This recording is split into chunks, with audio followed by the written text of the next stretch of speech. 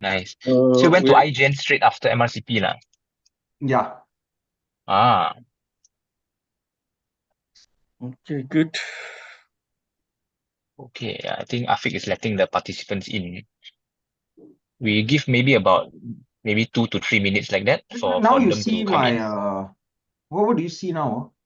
I think I see the Is slide in the middle. yeah, like this. Yeah. okay. Yeah, this is good. Yeah, this is good. Yeah, you move back.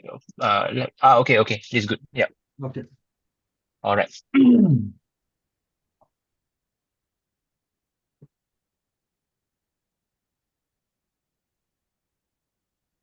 So now we send Ashik, Dr. Ashik to Yeah, he's IGN here. to learn more for the EP. Hopefully Yeah. we can get the second lab for the EP people, EP people to lead. Because Oh, currently nice. at the moment our service for the pacing we still do the old cardiology type. So we do the single chamber, dual chamber, and also Oh, ICD. We do traditional way of Clavian. So now they are learning a lot of the EP style. So maybe my technique will be obsolete in next few years. no, I don't think so. I think eventually 1, 2 patients will need subclavian. It's still required.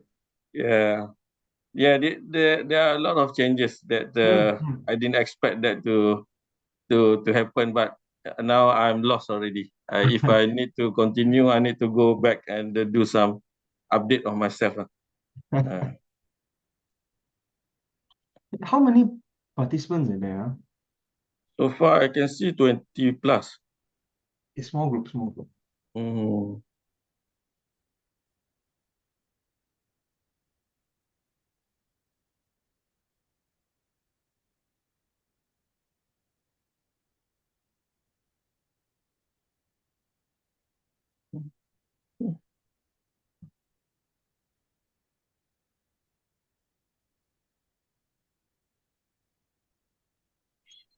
I think probably we'll give maybe about 1 more minute, then we'll start. Okay. This session will be recorded on YouTube also lah, so people can view it retrospectively if they don't attend live. Okay. Yep. Got you.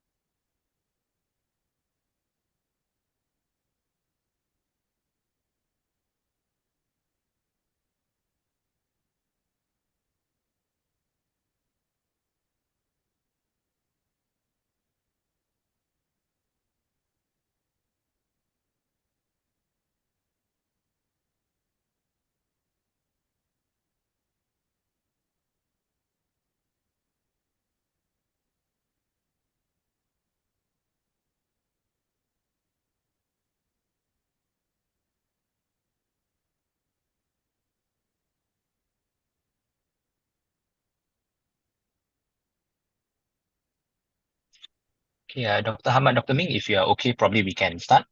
Yes, I'm ready. Thank Sure. you. All right.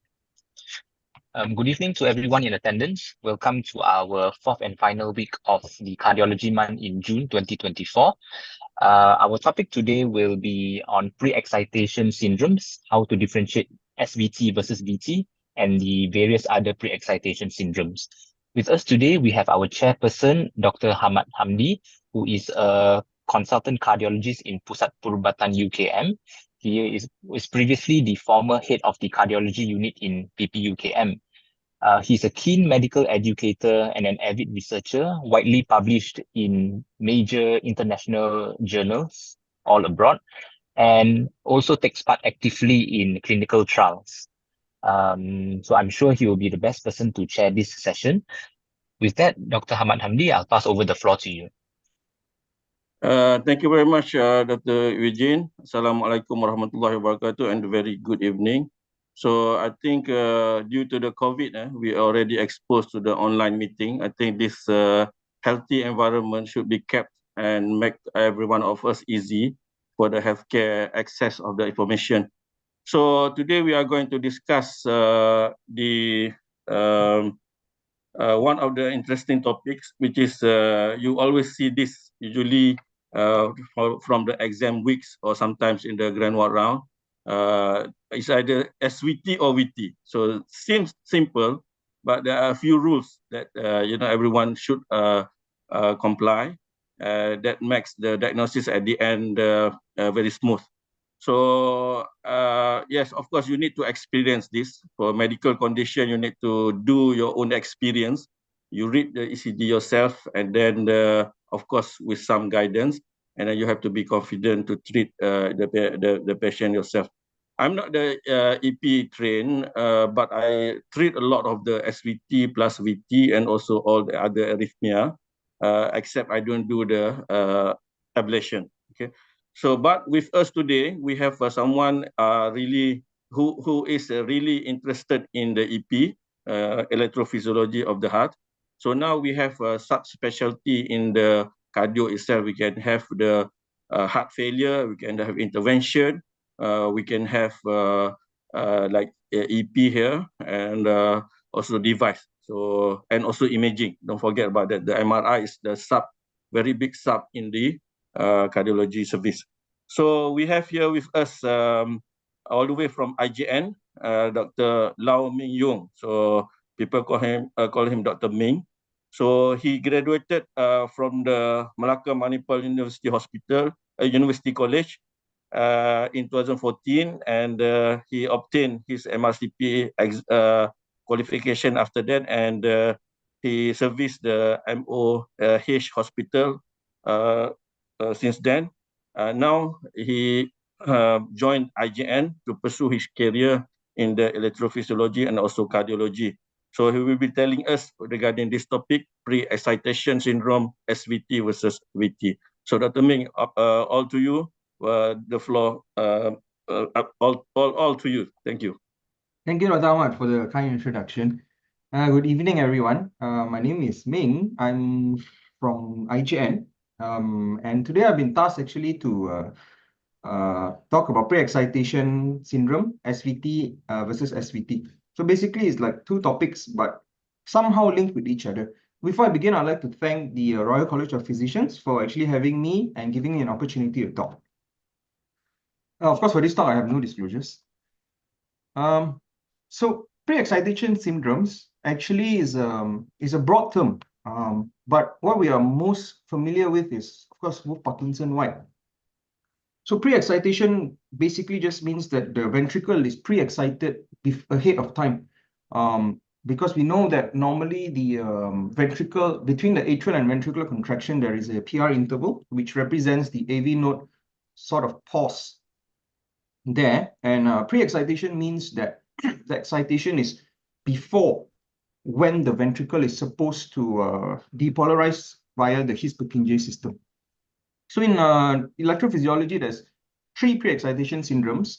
The first, of course, pre-excitation must be a connection in between. Basically, you have a highway, which is your normal road, and then it goes from the SA node, the atrium, the AV node, the His-Purkinje system. This pre-excitation syndrome basically is just another shortcut road, or so to say, between the atrium and the ventricle. And it actually can, this pathway or this road can actually connect to anywhere within the His-Purkinje system. So the first one that we see is this on the colored red. This where the atrium has the pathway that connects to the His. So the name is very easy, atrium to His, so we call it atrial His pathway. So atrial His pathway is actually something that is benign, but is basically we don't ablate this, we don't treat this any different from a normal rhythm. It's just very interesting to see on an ECG because you have very short PR interval because the atrium immediately bypasses the AV node and goes to the His. So there is no PR interval there. So basically you have a short PR interval without a delta wave. And why is it? Later we'll see when we talk about Wolff-Parkinson-White. And the second one is this atrial fascicular. That means the atrium connects straight to the fascicle. And normally so we have three fascicles in the heart. One is the left anterior fascicle, left posterior fascicle, and the right fascicle. Right fascicle is known as the right bundle branch. So you can connect there, and that is an atriovascular pathway. And the final one, of course, is what we are most commonly this is what we most commonly meet in our practice, which is the atrioventricular pathway, or in other words, this is called Wolff-Parkinson-White syndrome. It is manifested. So you can have atrioventricular pathway that is non-manifested. Then we call it a concealed accessory pathway. But if it's manifested as delta, then we call it Wolff-Parkinson-White syndrome.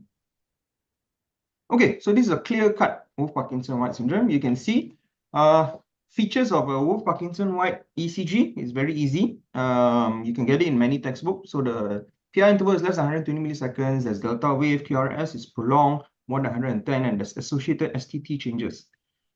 But of course, in EP, nothing is absolute. You can never come to an absolute diagnosis just by one criteria. So then the question is, can the PI interval, so in patients with Wolff-Parkinson, can there be a PI interval that is longer than 120 milliseconds? Yes, if the pathway is very far away from whatever you're conducting from. That means if you're conducting from the SA node to the pathway, if it's very far away from it, then of course the PI interval will be longer because it takes time to travel from the SA node to the pathway. And also, if the pathway, some of the pathways have decremental conduction, meaning you can slow down conduction. And if you have pathways that decrement, then the PI interval can be more than 120 as well. Presence of delta wave, sometimes you have Wolff-Parkinson, but it's not apparent, the delta wave. And the reason is because, as you can see later, delta wave is actually a fusion between the ventricular depolarization and the normal His-Purkinje depolarization. So if your heart rate is fast, there is a chance that the ventricular depolarization is very little. And so when the ventricular depolarization is very little, the delta gets less and less. So QRS prolongation more than 110 milliseconds. Normally, this is by and far the general rule. But again, if you have a lot of His-Purkinje system activation, then your QRS will be narrower and narrower. Okay, and then associated STT changes is just because you use the ventricular depolarization, and ventricular depolarization we know has STT changes. Okay, so no absolute rule, but all four of them, if you find it, then you are very sure that it's Wolff-Parkinson-White. So before we go into the WPW ECG, I'd like to just touch on normal ECG. It's a very quick refresher. So of course, normal ECG, you have PI interval, QRS complex. So what forms it? You have the depolarization from the SA node to the AV node, the atrial depolarization, which forms the P wave. And then you have this depolarization that is not seen on ECG. That's why it's a flat line.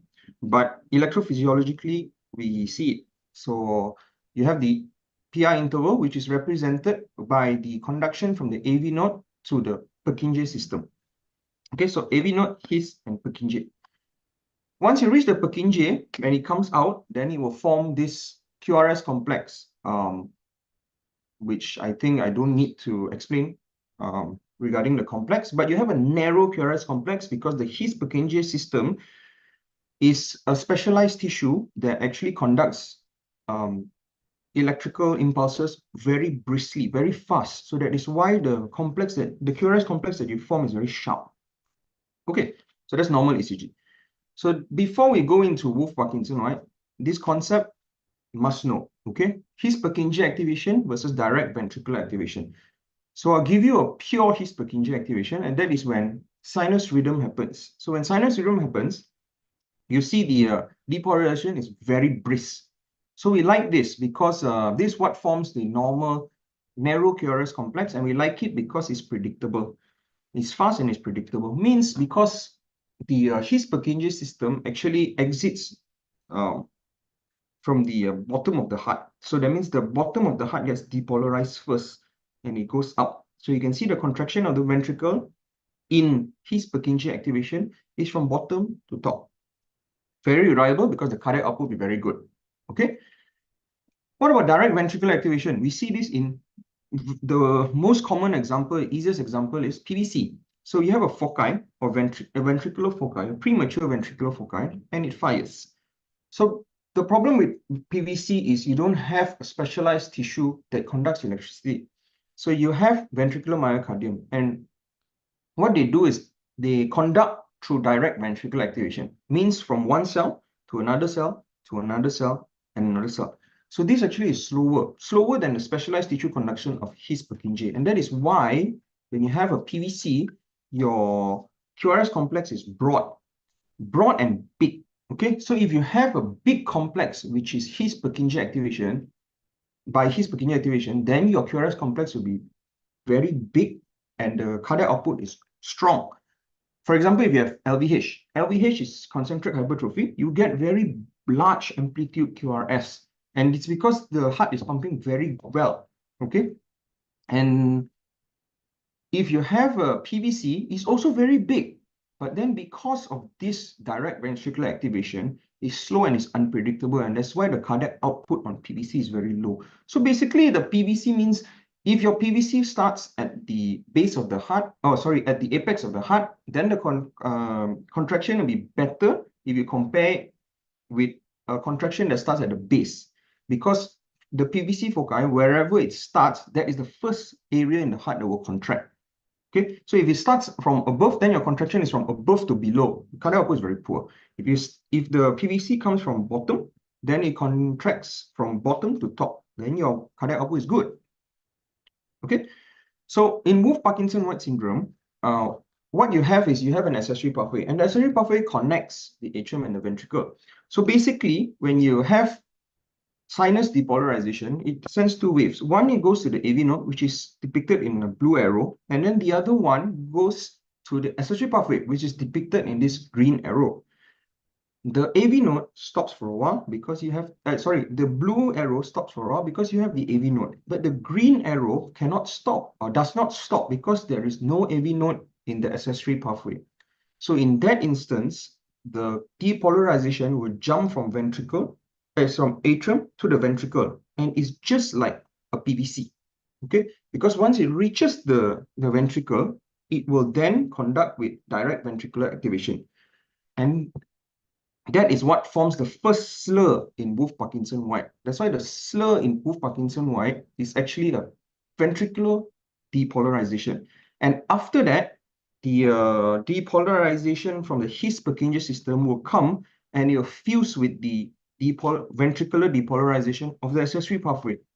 And so they will meet somewhere in the middle and form the delta wave. Okay?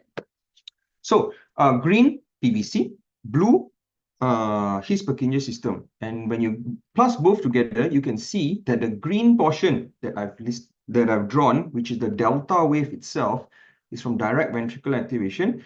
And the blue portion is from His-Purkinje activation. And the point where they meet, right? At the point where it changes from PVC kind of broad complex to the sharp complex, that point is where it fuses. The PVC, the depolarization will fuse at that point. Okay, so I'm sure a lot of us have gone through this localization of Wolff-Parkinson-White. If you're not, then I would suggest you not to, because precise localization of Wolff-Parkinson-White is very difficult, and there's a lot of factors that come into play, and it's very confusing. If you want to read it, there are many algorithms, and none of the algorithms are perfect to date. Okay, so but a general rule is, but for those that are going for like your MHRS Presidential Cup and all those, it's definitely they will ask this, and the reason is because it makes you look great if you can localize the pathway, but it's not always correct, whatever algorithm you use. But the general rule is this: you have 3 axes, okay? So when you want to locate something anywhere, because your heart is a 3D structure, right? So if you want to locate anything, you need to locate it in 3 axes. So the x-axis, the y-axis, and the z-axis. Fortunately for Wolff-Parkinson-White, we only need 2 axes because we know that the accessory pathway in Wolff-Parkinson-White must connect the atrium to the ventricle. So the portion where it connects to is the cardiac skeleton ring, right? So basically it's the mitral and the tricuspid annulus, only that region, okay? You cannot get Wolff-Parkinson elsewhere, apart from this region. So then that is why they come up with a lot of algorithm. This is the only one that I use. This is I can't remember who wrote this, but this algorithm actually is very simple. You just look at two leads, two portions are basically V1, V2, and the inferior leads. Okay, I'll go through it later. You have more complicated one like the Aruda algorithm and all. And also the latest one is easy to WPW. But my advice is even if you use whatever rule is this, and how complex it is never perfect. There's always a chance that it's wrong. And the only way that you will know whether you're right or not is through EP study. When we map it or we see the intracardiac electrograms, then we know where is the SS3 pathway. So yeah, this is basically a ECG of a Wolff-Parkinson. Right? Try and decipher it together. So the first thing we want to see is V1. And this is what I was talking about. This is where the SS3 pathway normally resides in this ring. Okay, so basically V1, we see V1 because we want to know whether it's from the right side or the left side. So left side is far away from V1. So if you have a pathway that is coming from the left side, then V1 will definitely be positive because it's going towards V1, right? I'm talking about a delta. If you have something that originates from the right tricuspid annulus, okay, then from the right side, then the V1 will most likely have a negative complex because it's going away from V1, right? So you can see that this is actually going away. That is why the complex is negative. And then if you have a right-sided, that means we know that this pathway is right-sided. You look at V2. V2 is positive. So if you're thinking of something that comes from near V1, because V1 is negative, then V2 also should be negative because V1 and V2 are neighbors. But V2 is positive, means something is not right. That means something is cancelling out whatever vector was there in V1. And the only explanation for this is if it's coming down in the middle so that it would cancel off the V1 when V2 sees it. Okay, so it's a bit confusing, but once you understand this, then it becomes a bit easier. So basically, this is near the septum, is near the middle. And now that we know that it's near the middle, we only have one axis. We need the other axis, right? So the other axis comes from 2,3 AVF. So you look at 2,3 AVF is negative. So in your heart, right, if it's negative and 2,3 AVF is looking inferior, the inferior portion of the heart is actually what we call posterior, because all your cardiac structures that are inferior are posteriorly located. Okay, so if it's negative, means it's going from inferior or posterior region. So then this would be a posterior septal Wolff-Parkinson. Okay, so this is easier. This one look, you can see the V1 is positive. So V1 is positive means it's from the left, right? So if it's from the left, it's very easy. You don't need to see V2. You straight go to 2,3 AVF. So this is V1. We know it's coming from the left. Okay. 2,3 AVF, you see, is positive. So positive means it's coming from the top, right? Anterior, the top. And the structure that is on top is always, the pathway that is coming from the top on the left side is always left anterior or left lateral, because these two are the ones that are coming from the top. Okay. So left anterior and left lateral, the position is almost the same, especially if you go in and the heart is rotated, then the left anterior picture can actually, the left laterally located pathway in a rotated heart can be a bit anterior. Okay, so let's go to the tachyarrhythmia, because that's actually the topic for today, tachyarrhythmias. So basically, Wolff-Parkinson White can cause 3 tachyarrhythmias, all because they have an extra SS3 pathway. So please remember that Wolff-Parkinson White syndrome causes a tachycardia under the classification of macro-reentrant tachycardia. So of course you have a few, we call it the mechanisms of tachyarrhythmia. You have 3, which is your automaticity, triggered activity, and re-entry. And your re-entry, you have 2, micro re-entry and macro reentry. Micro reentry is like AV and RT, it's very small. The reentrance circle is very small, but this is very big because it's between the atria and the ventricle. Okay, so you have an accessory pathway, you have your sinus depolarization going down the His-Purkinje system, and you have another one that's going down the pathway that is what forms the Wolff-Parkinson White. So imagine if you have a PAC or PVC, whatever, but PAC in this condition so that you all can understand. So you have a PAC, and this PAC is early. So when it's early, the AV node is still in refractory. So it can't go down the AV node, but it goes down the accessory pathway because the accessory pathway doesn't have an AV node. So it can conduct. So go down the accessory pathway, and then now the AV node is free. It is not in refractory anymore. So it has the ability to retrograde. That means conduct from below. And this would form actually a circus movement between the accessory pathway and the AV node. So this big circle is called macro reentrant. Okay, so if you think about it, there are two ways that you can go. One is this, that means it goes from accessory pathway to AV node, and then AV node down and up the accessory pathway back. So this is like going in a counterclockwise manner, so to say, from the diagram.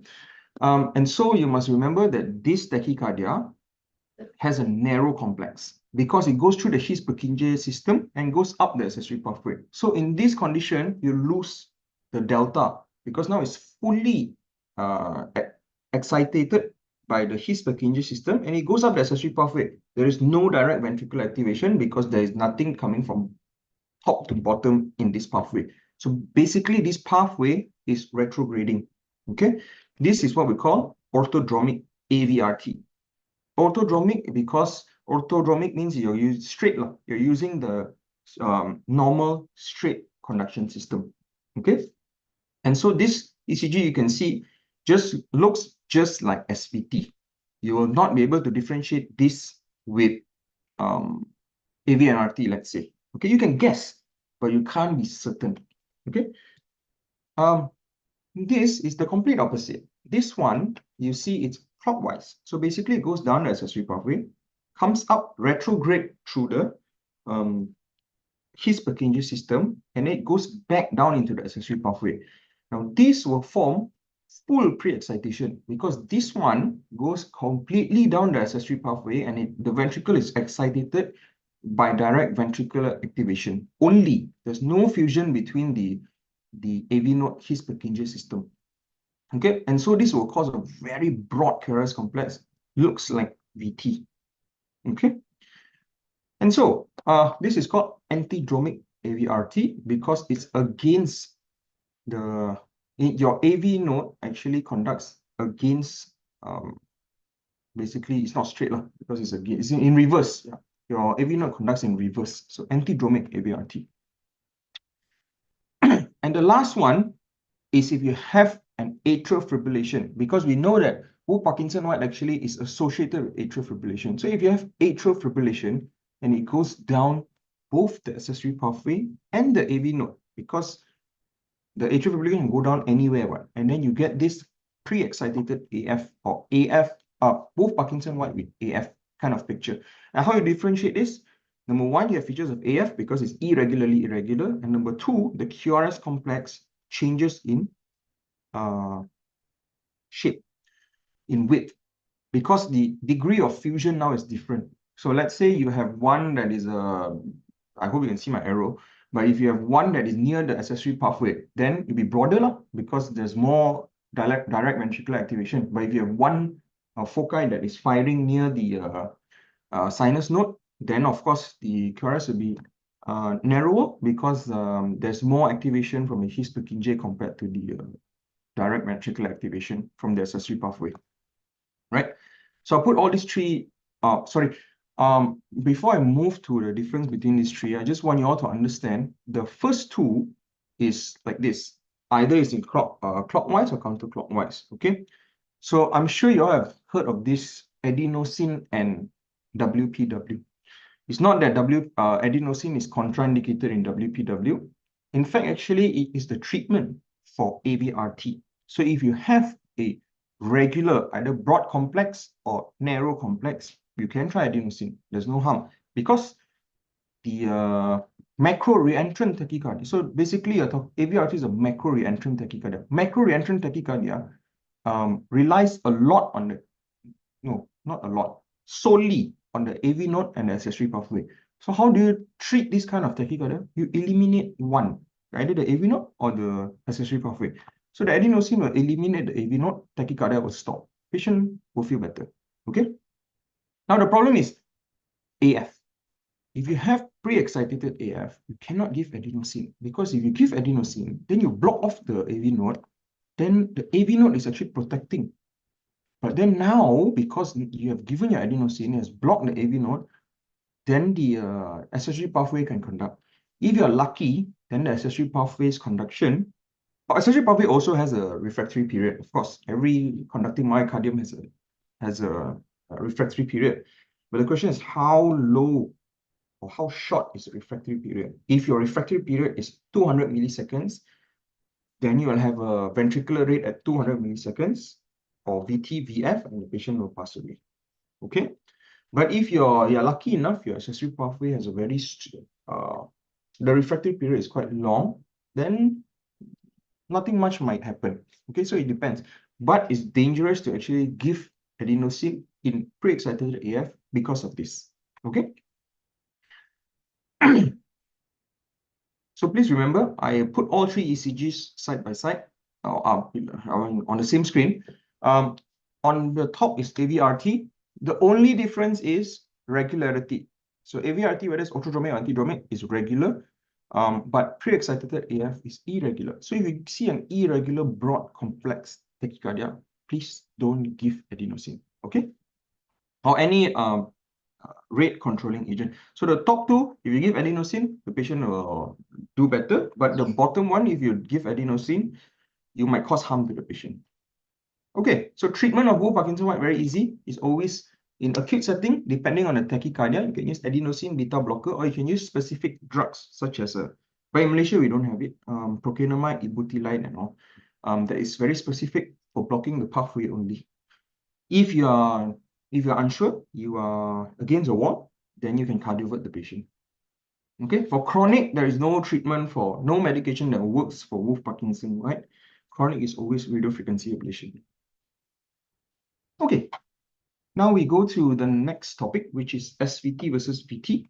I'm not going to go through very detailed. I think there's a lot of literature that argues to differentiate SVT and VT. Basically, SVT is something that comes above the AV, originates above the ventricle, and VT is below the ventricle. The marker actually is at the His-Purkinje system, the differentiation. Okay, so this is very easy. I think if you get this in your clinical practice, it's very easy to say that this is SVT. No one will say this is VT. And if you get this, no one is going to say this is SVT, or maybe some people that like try to be smart will say this SVT aberrancy, but 90% of the time they're going to be wrong. Okay, if you get this kind of ECG, 90% of the time is VT, the other 10 probably is SVT aberrancy. Okay, that is the ratio. So if you want to bet, you want to gamble, please gamble on VT. Okay, so in real life, of course, it's not that easy. VT, you have two kinds. One is monomorphic VT, and the other one is polymorphic VT. Polymorphic VT basically is like a torsades. Okay, you don't have a regular broad QRS complex, and then you have this thing that you can't differentiate whether it's monomorphic VT or is it SVT aberrancy. So there are some pointers that actually help you. There's a lot of algorithm. The latest one, I think, is Basel, which I'll go through it in a while. But all of them use the same concept. Okay, so first you need to know what is aberrant conduction. Aberrant conduction means at high rates, when you're in tachycardia, you get bundle branch block, which is physiological. Most of the time it's right bundle branch block, but it can be left bundle branch block. So again, it's a fusion between the His-Purkinje activation and direct ventricular activation. The His-Purkinje activation is from the normal bundle branch, and the direct ventricular activation is from the block one, right? Because if let's say you have a right bundle branch block, right bundle branch is not conducting down, conducts through the left bundle, His-Purkinje activation, and then that left bundle will actually spread back to the right bundle branch area, but not through the His-Purkinje system because it's already blocked, right? So it spread back to direct ventricular activation. Yeah, again, the concept is the same. One is, please remember, His-Purkinje is fast and predictable. Direct ventricular is slow and unpredictable. Okay, so SVT aberrancy, why is a fusion? Is exactly what I just said. You have your normal PR interval, and then let's say you have a right bundle branch block. Okay, it doesn't conduct down the right bundle branch, so there's a block there. But your left bundle branch is normal. So what happens is it goes through the left bundle, through the His-Purkinje system, and then it goes back into the right ventricle. And that going back is the one that forms the terminal broad portion because direct ventricular activation. Okay. So you see, this is actually published, I'm not sure when, 2013, yeah, Arrhythmia and Electrophysiology Review. So this is actually on Twitter. So they call it a cheat sheet. Yeah, VT versus SVT aberration cheat sheet. And you see how complicated is this cheat sheet, right? So there's no easy way to, and even with this, whatever algorithm you use, Bugada algorithm, you use the Bassa algorithm, there is a chance that it's wrong. Okay, just like localization of Wolff-Parkinson White. Yeah, so what I'm going to do is I'm going to do something different. I'm going to try and decipher for you all how did they come up with this Bugada criteria. Actually, the basis of understanding is the same only. There's no change in it. The only criteria that I'm not going to go through is the first one, because the first one is if you have for full positive or negative concordance, then it's more to VT lah. But the thing is, if you have a full positive concordance, means all your V1 to V6 is positive, means something is coming towards V1, V2, V3, V4, V5, V6, right? So that means it's something that's behind. And behind is, we know, is where the left ventricle is. So most likely, if you have positive concordance, most likely is going to be a VT. Okay? Yeah, this is very important. So normally VT, what I usually do is I always think that it's VT, and then I will try and look for points that confirms that it's VT. So one of them is AV dissociation. So why does AV dissociation happen? Very easy, because the ventricle is beating on itself and the atrium is beating on itself. It's ventricular tachycardia, so the ventricle must be faster than the atrium. And at points in time, if you're lucky enough and the ventricle rate is not too fast, an atrial depolarization will appear on the ECG. Okay, and that will form AV dissociation. So you can see blips after the QRS complex in this.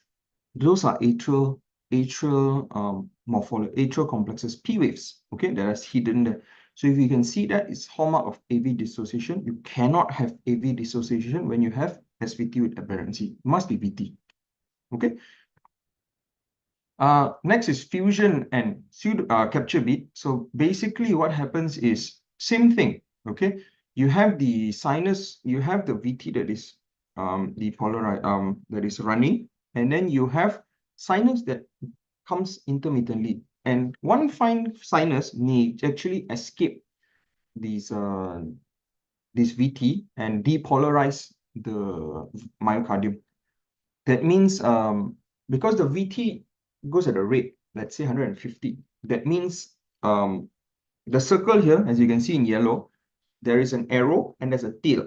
But in between the arrow and the tail, there's a space. That is what we call the excitable gap.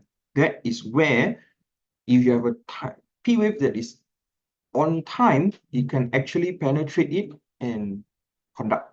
Okay. Also, that is the basis of if you know ATP, anti-tachycardia pacing that we use. That means we overdrive the VT, and in the attempt to try and eliminate it is the excitable gap that we're taking advantage of. That means you try and enter the excitable gap and terminate the tachyarrhythmia. Okay. So please remember, if you see the algorithm, all this, number 2 and number 3, you got rabbit's ear, then you have Josephson's sign, you have Brugada's sign, all basically is taking advantage of the SVT with aberrancy. Okay, Remember when I told you the SVT aberrancy, the initial portion of the QRS complex is His-Purkinje activation. So it's always sharp and crisp.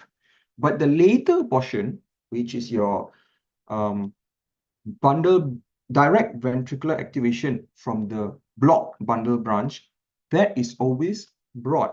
So if you see, like number 2, RS more than 100, that is because in V1 to V6, RS pattern, if it's more than 100, means the depolarization is very long. And we know that very long depolarization is always going towards direct ventricular activation. If you look at your rabbit ear, okay, your rabbit ear, taller left rabbit ear. So your rabbit ear, if you're taller on the left side, means initial is larger than the terminal, means it must be VT. Because if it is SVT with aberrancy, the initial portion should be very crisp and short and smaller. And the later portion should be big, just like this ECG that I'm shown. Okay, so if your rabbit ear, the later portion is taller, then it's more likely to be SVT with aberrancy. Same goes to your Brugada sign, your Josephson sign. It always looks at either the initial portion or the later portion. So the initial portion must be short, the later portion must be long. Okay, if the initial portion is long, that is definitely VT. Okay, because SVT aberrancy must go through direct ventricular, His-Purkinje activation before this direct ventricular activation. Okay, so all algorithms have the same thing, except same with this basal algorithm that was published, I think, 2 years ago in can't remember where it's published, but it's published in JACC EP. So basically, this looks at 2 leads. So first thing is history. You take a history. If you think that the history is very strong, pointing towards a possibility of VT, that gives you 1 point. So your structural heart disease like myocardial infarction, congestive heart failure, less than 35. Well, you already have a device therapy, means you have VT before, or you're at high risk of VT. Okay, then you get 1 point. Second one is you look at lead 2 and lead AVR. You see the time to first peak. Right? Time to first peak, if it's less than 40 milliseconds, means it's very fast. Means it must be SVT with aberrancy. But if your time to first peak, okay, is very long, you can see here 120 milliseconds, very long. That means the initial portion is by direct ventricular activation. So it must be VT. Okay. So if you have more than 2 criteria fulfilled, then it's VT. That means if you have like structural heart disease with lead 2 time to first peak 100 milliseconds, then it's VT lah. Okay. Or you have lead 2 first time to peak 100, lead AVR also 100, then it's VT lah. Right. Okay. So very simple algorithm, but the thing is it's not 100% lah. Okay. So let's use the Basel algorithm and we try a few. Okay. So let's see this lead 2. Lead 2 definitely I think is more than 40 milliseconds means 1 box. Okay, so this AVR I think is also more. So this one looks like VT, and eventually, yes, this was VT. Okay, then yeah, this. So you see lead 2 and lead AVR. You can see lead 2 when it starts, it's very sharp. Okay, less than 40 milliseconds. And AVR, when you see it's going up very fast, the initial portion, less than 40, less than 1 box. Okay, so this one, SVT, right? So basal is right. And so the last one, this, okay? So you can see in lead AVR, it's quite sharp. And in lead 2, it's also very sharp, right? So you would call this SVT, but actually it's not. Why? Look at where I've circled. If this is SVT with aberrancy, how do you explain that? You can't. So that is actually a capture beat, okay? Either capture or fusion doesn't matter, because capture and fusion, you only can differentiate if you have the baseline ECG. If the QRS complex is same like sinus, then you say it's captured. If it's anywhere in between, then you say it's fusion, okay? And if you're very keen and you see lead 2, you can actually see some AV dissociation in it. Okay, so this is not SVT aberrancy. In fact, this is if you get a right bundle branch block with a narrowish QRS with AV dissociation, capture beat, fusion, features of VT, but at the same time looks like not VT. Then the only diagnosis that you have is fascicular VT, because fascicular VT is a VT that originates in the fascicle just below the His. Okay, so it's still very near the conduction system. So it both features. You can have VT features plus SVT. Okay, because it jumps into the vesicle.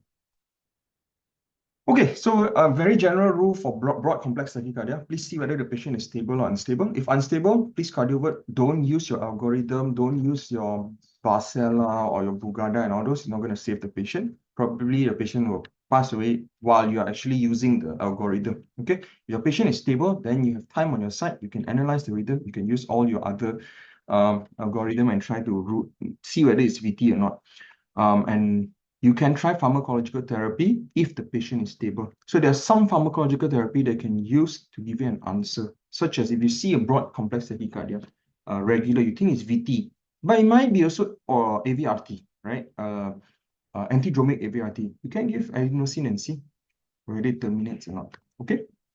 So, but whatever it is, if it doesn't terminate, whatever you do and you think that the patient is unstable or going to be unstable, or there's a chance that he be unstable, let's say if the VT is running at 180, you're unable to control it, even though the BP is hanging on, please consider cardioversion because if the heart rate is running at 180, BP may be okay now, but in 1 hour's time, it might not be okay. Okay, and with that, I thank you. Welcome any questions, and I pass it over back to Dr. Hamad. Thank you very much, Dr. Ming. Very scientific explanation. So, but in life, we do see backwards, meaning that we do see ECG first, and then we have to move backward from your lecture now. So that's a bit of challenge. So maybe I start with a few questions. I'm not sure whether there is a question on nothing yet in the chat box. So anyone who want to type the question, I can read for them.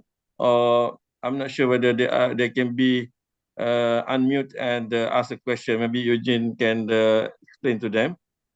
So, but I've seen a few.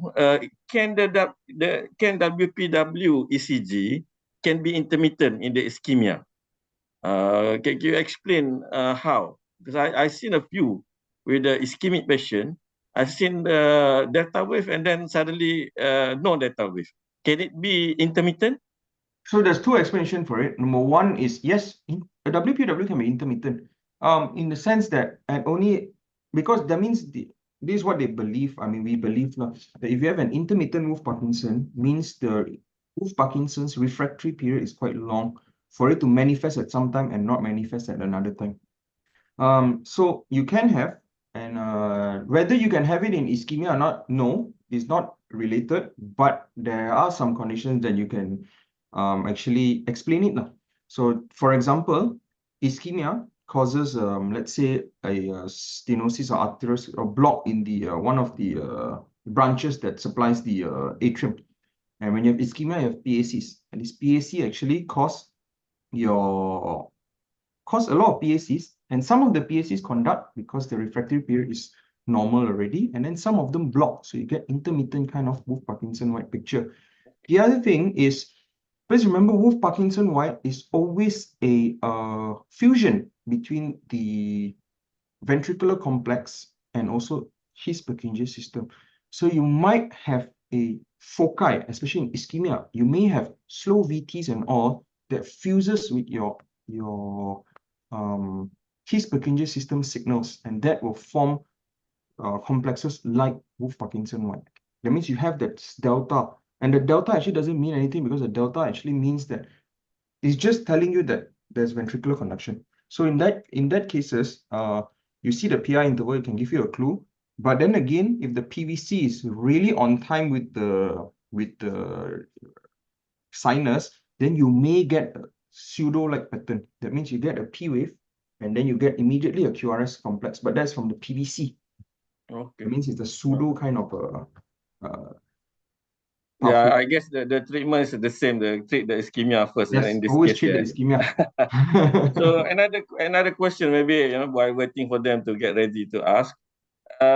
For the peripheral hospital or small hospital that doesn't have the cardio, when they see the patient SVT in the ward, what is the treatment advice that you can advise so that they can escape themselves in the on-call situation, then the patient will be happy, survive?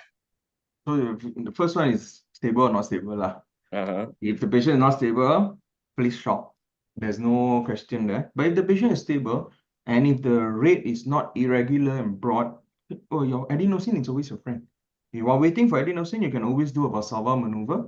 And then, because, yeah, Valsalva is basically adenosine. The effect is almost the same with adenosine, just that adenosine is, of course, stronger and faster lah. So What for about the next step? Next step, and then the next one before. Yeah, I know shock is the mandatory if there is you can unstable. give amiodarone lah. You can give antiarrhythmics lah. Mm-hmm. There's a lot of antiarrhythmics you can use, but the thing is, now you want an answer. Okay, let's say it depends on whether you want an answer or not. Like if you give amiodarone has all 4 antiarrhythmic properties in it. So what amiodarone does is it just terminates everything lah. You will not get an answer lah. That's what I'm trying to say.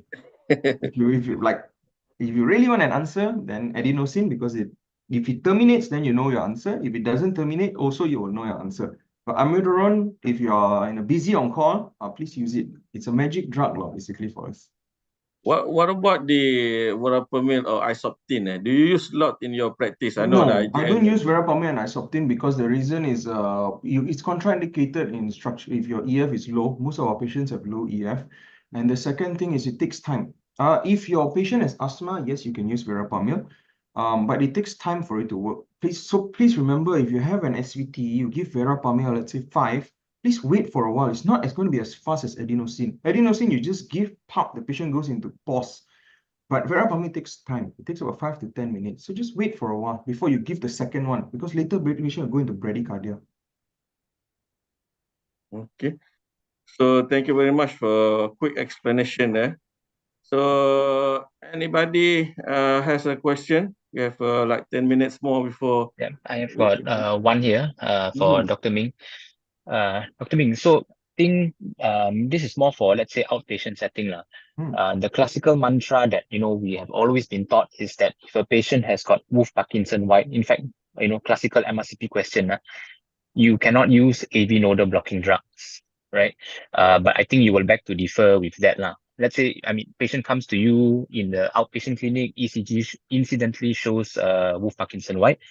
Let's say if you don't go to the level of ablation yet, any medical therapies that you can recommend, or in the context of AV nodal blocking drugs? No, there's no drug that works for Wolff-Parkinson. Okay, so before I think I have to clear this. So it's not that, okay, so you're talking about outpatient setting. In outpatient setting, we don't use nodal blockers, AV nodal blockers. And the reason is because you don't know when AF will happen. You put the patient on AV nodal beta blockers, patient goes into AF, that is when it becomes dangerous. What I was telling you just now, the adenosine and AV nodal blockers is for acute setting. Patients in tachycardia, you can use. But in Wolff-Parkinson-White, we generally err on the side of caution and we don't use, because Wolff-Parkinson-White itself is actually associated with atrial fibrillation. In fact, if you have atrial fibrillation and Wolff-Parkinson-White, most of the time when you remove the accessory pathway, atrial fibrillation goes away. So in outpatient setting, I wouldn't use unless it's really, really necessary. Yeah. So I guess probably the idea is that you use the AV nodal blocking drugs only if there is a AVRT, means re-entrant, right? Yes. But if it's not re-entrant, just purely pre-excited, then the way to go is actually ablation. I think that's the summary of that. Yeah. For the patient, maybe initially responding well with the amiodarone, let's say in the VT case, while waiting for the EP to give appointment, how regular do we need to review the patient, and do we need to put the patient on the extra long Holter monitor, like 72 hours, to make sure that there is no recurrence of the VT? So if the patient has VT, so the thing is about VT is, actually VT is a topic on itself lah. Basically, VT happens because you have a substrate and you have a trigger. The substrate is always a scar. Okay, so basically VT is also a re-entrant, just that the scar maintains the re-entry. If you have a patient and he has VT once, there's a very high chance that you have VT again. If you give the patient amiodarone, is basically not treating the patient now. That is why if the patient has VT, what we do is either we ablate straight, we put an ICD, and if he has an event, then we ablate.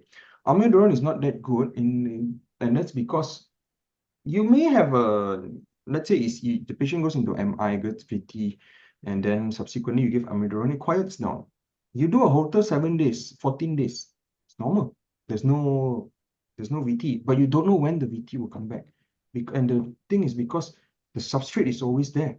The trigger may not be there. That means the ischemia may not be there. But you don't know when he'll get an ischemia. Maybe next week he'll get an ischemia. And the ischemia will cause a PVC. The PVC will jump into the substrate, and the substrate will cause a form of VT. So it's actually very difficult to say, how long we need to see the patient. Basically for us, if the patient is already has the high risk features of VT, then we just assume that he has high risk features of VT, and either we implant ICD or we go on to ablation. Okay. Very nice answer. So very enthusiastic to get the patient to go into the ICD. So what about the overdrive pacing, the like ATP? How do you use a lot in the acute clinical setting, like post bypass patient coming with a collapse, and then notice to have short run VT? Do you use a lot of the overdrive pacing sometimes when you already put on the amiodarone and the lidocaine infusion, still have the event? So what about that? So it depends. So number one is overdrive pacing. It depends on a lot of things. If the VT that means if you have PVCs, you have a lot of PVCs, and then the PVC because PVC causes pause, right? So if you have PVC and then there's bradycardia, and then there's another sinus rhythm, and then there's another PVC, so you cause a lot of long short couplings. Okay, so that means because the PVC causes a pause, so it's long, but then after the pause between the sinus rhythm and the next PVC is short, so it's long short. If you have a lot of long short, then yes, you put a pacemaker in because you want to eliminate that long short interval, because long short interval is the one that pushes the patient into tachycardia. But let's say you have a patient that is in sinus rhythm at a rate of 100, okay? And then the patient suddenly goes into VTVF, then there's no point putting the overdrive pacing. The reason is because if you overdrive pace, you're going to pace above 100, right? And if you pace above 100 for a long time, the patient will get heart failure. And it doesn't need to be very long, just a few weeks, the patient will start having heart failure because RV pacing, if you're talking about temporary pacemaker. Sometimes we do put it in nevertheless, because during VT, we try and overdrive it. That means, let's say the VT is going at 150 milliseconds, okay? Then we will pace it at 160, just a bit faster than the VT, so that whatever we are pacing can enter that excitable gap that I was talking to you and terminate the VT, okay? But we don't overdrive pace that kind of patient. That means we use the pacing just to terminate VT. But I don't recommend non-cardio center, or Dr. Hamad, if you want to use it, of course, by all means, but non-cardio centers, no, because when you accelerate the VT, you can convert the VT into VF, and then you have the shock condition. So you have to be prepared. So normally cardio centers are prepared. Okay, that's a very nice explanation. So currently, I don't see any question yet in the chat box. If you look at the time is running out, maybe another 2-3 minutes. So Eugene, anything else that you want the students, our participants to know? Not really, actually. Both of you are the experts. But yes, I think if we don't have further questions, probably we can wrap up the session. But Dr. Ming, before that, you did mention earlier the theoretical part of it. Just one more last question from me per se. How do you mentioned about left-sided accessory pathway and right-sided accessory pathway with mention to V1, right?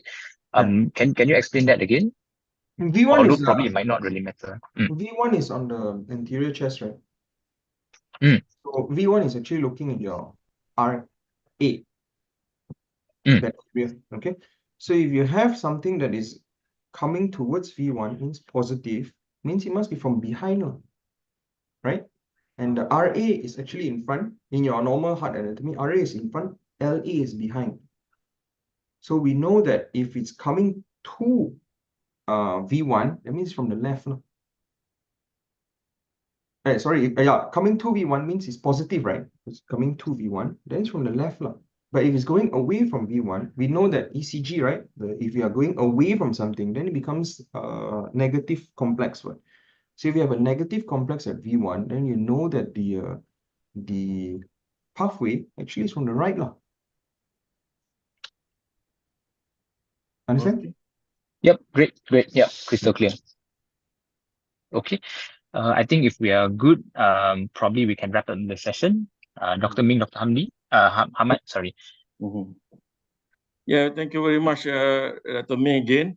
And hopefully everyone, have a good time and understand this. And of course, this is very practical. And whatever we do, please treat the patient, not treating the ECG. So thank you very much again, the Royal College of Physicians of Malaysia, and also Dr. Eugene for hosting this. So hopefully we meet again at a time. And thank you very much, and have a nice day. Thank you. Thank you. Okay. Thanks, Dr. Hamad, Dr. Ming. Thank you to everyone in attendance. We'll see you guys next week again. So have a good evening, everyone. See you. Okay, thank you.